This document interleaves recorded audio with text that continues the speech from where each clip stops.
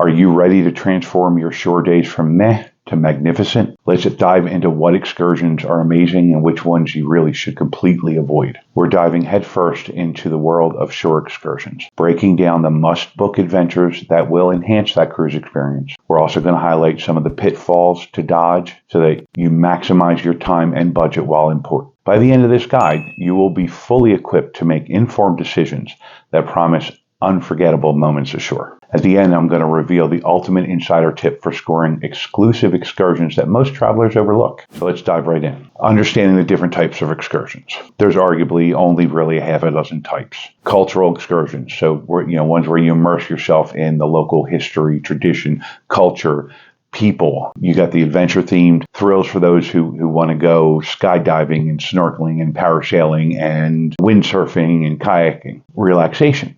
Perfect for people that want to just unwind. Think about like beach days or spa days. There are also some at least must book in my opinion. Unique wildlife encounters, swimming with the dolphins and the stingrays, visiting a sanctuary, or culinary tours, tasting that local cuisine, visiting UNESCO World Heritage sites where you combine history and wonder. So now let's talk about some common mistakes. Overbooking. Don't cram too many activities into one day. Don't be the unexperienced cruiser who tries to do 2 full-blown excursions in an 8-hour port day. It's a recipe for disaster. Don't. And also, you don't get any time to relax and stroll around and just experience the port. Don't ignore time constraints. Always allow some buffer time for returning to that ship. If you book an independent excursion and they tell you they can get you back to the ship by 6 o'clock and all aboard time is 6 o'clock, don't do it to yourself. Rearrange that tour, pick a different one. Make sure you give yourself at least an hour before all aboard time, at least. Otherwise, you're going to be running for the pier. If you haven't seen my pier runner video yet, check it out. You don't want to be those people. Make sure you check the reviews. Depending upon where you book your excursion, how you book it. Check out what other people have said about that. Now, take them with a grain of salt because some people don't have a good thing to say about anybody for any reason, okay? But if you're seeing an overwhelming number of negative replies, oh, he was late, or he didn't get us back on time, or, we paid for this and we got that instead, find somebody else. There are plenty of really well done excursion tours and excursion companies out there. Do your research, or have your travel agent do your research if you want. Balancing budget and quality. There are ship-booked excursions that you can do, and there are other ways to book them, whether you use Viator or whatever. And arguably, a lot of the excursions are similar. Sometimes those ship-booked excursions are more expensive, even though they offer the exact same thing, because there's just more hands in the pot, let's put it that way. Figure out what you really want to do, and then most of the time you can find a budget-friendly excursion that will fit what you want without breaking the bank. You just got to do a little research. Look for package deals. Depending upon the cruise line and where you're going, sometimes they'll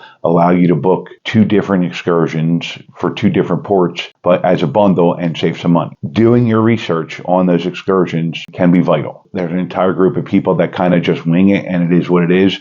And they're fine with that. You got to figure out where you are in that. Stay with us, because in just a bit, I'm going to reveal the secret to spotting excursions that offer the best stories with the locals. Excursions for families. So if you're traveling with little ones, you're looking at, arguably a different kind of excursion than somebody like my wife and I, where it's just us. Think, family friendly, aquariums, zoos, interactive museums, tailored tours, those that cater to all ages, those that know that you're going to have kids with you, and make sure that those kids have fun. Make sure you look for safe excursions. Don't book a zip lining tour for, your grandma and grandpa unless grandma and grandpa want to go zip lining.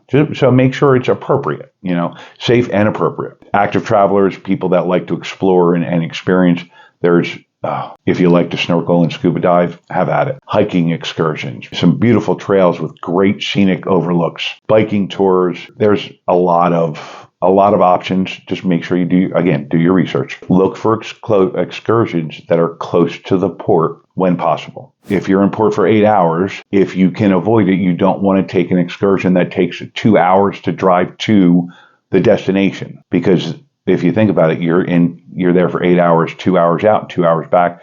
That leaves you at most 4 hours on site. Now, if it's a once in a lifetime, going to Rome, even though, the port's two plus hours away, okay, maybe, but try and find things that are a half-hour drive away, something like that. So you get more time on location, more time experiencing the activity, the excursion, than driving. Don't go anywhere, because coming up, I got a nugget of wisdom about excursions that will let you dive deeper, literally and metaphorically. One of my favorite things, save some time for spontaneity. Again, back to the don't book, if you're in port for 8 hours, don't book an 8-hour excursion. My wife and I like to leave the ship as soon as we can in the morning, do our excursion, and enjoy every bit of that, and still get back near the port with 2 to 3 hours before we have to be back on board. That lets us walk around the port area, walk around the downtown area, stop, sit down, have a drink, just soak up the atmosphere, and just relax.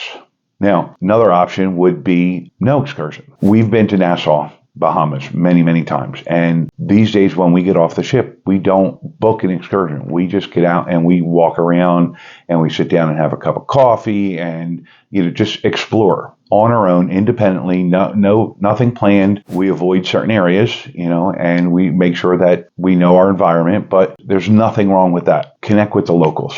Authentic experiences often happen just organically, just by sitting down, not at a tourist bar necessarily, but just sitting down at a local bar and having a drink, talking with the bartender and some of the locals. We've had some amazing conversations and experiences with people just because we sat down and we just started talking. Document your experience.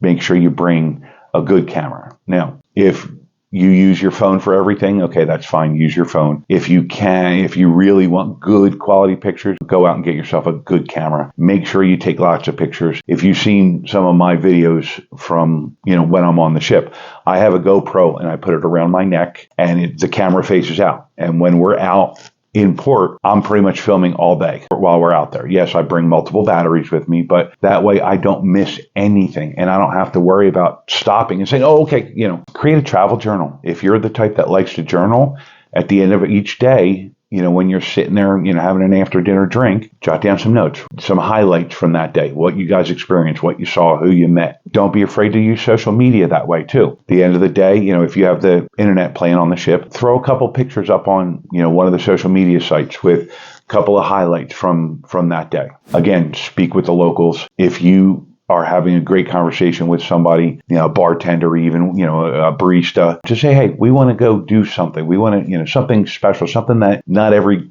cruise person sees. Can you recommend something that's safe and within walking distance? Oftentimes, oh yeah, go down the street, make a right, make another right, and go here, and you're going to see the most beautiful garden you've ever seen in your life. Nobody knows about it unless you live on the island. Things like that. Use TripAdvisor, use Viator, use some of these other sites where people can react to locations and experiences. But again, grain of salt. Not everybody is there to give you an honest opinion. Some people are there to just complain. So now, I promise you the ultimate insider tip. Here it is.